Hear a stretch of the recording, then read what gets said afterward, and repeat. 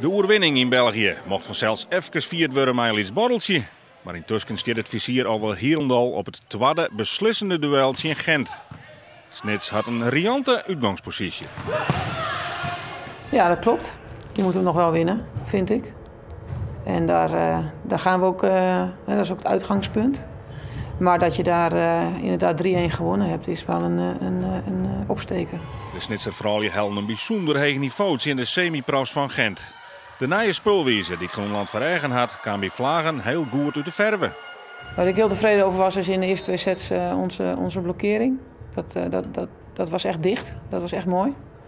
En de veerkracht in de vierde set, dat wij toch door blijven gaan, ons niet gek laten maken. Service druk weer terug kunnen halen.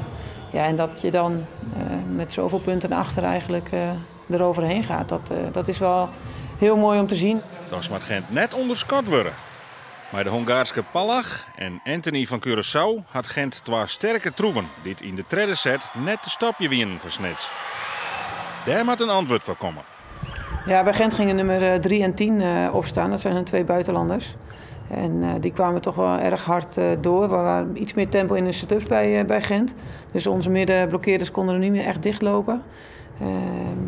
En vooral de Curaçaose nummer 3, die ging heel hard slaan. Kan het nog misgaan? Het kan altijd misgaan.